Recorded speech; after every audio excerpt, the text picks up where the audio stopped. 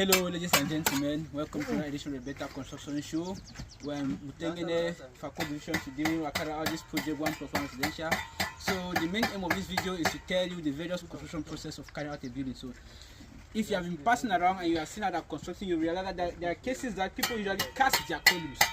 People cast their columns before they build blocks, and in some cases, people build blocks before they cast their columns.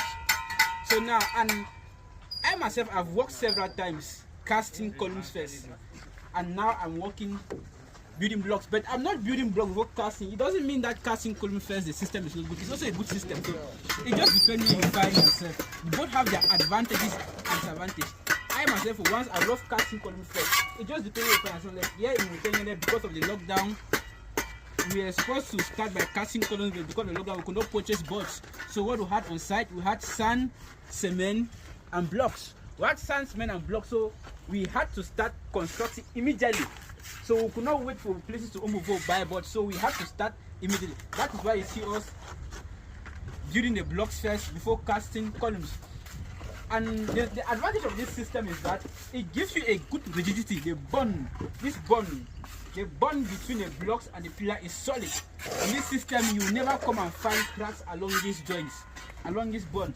Now, for the system of casting columns, before building your blocks, most people have had bad experience with it because maybe the technician and the engineer responsible for the project did not bond the pillar and the blocks well.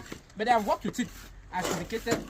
They are means for in cases there are means that you have to bond, like hashing the columns, inserting nails, with mortar base, and constructing in the case that you are erecting the pillar first. So let me show you a type of example. As you can see, now this is a column, this is a pillar. For example, this is reinforcement. After building this wall, this reinforcement, like you see this one. Now, it's after this wall, and we have placed our reinforcement, we have casted this column. And this lintel, the lintel is linked to this column. Now, at this level, we'll then finish it. The advantage is that it has a good rigidity. But, like I said earlier, it doesn't mean that if you see somebody casting a column before building, it means that it's wrong. It's also very good. So it just depends on the situation that you find yourself. Both methods are good and reliable, depending on how you do it and the situation you find yourself. Thank you for more construction technology. See you on the next one.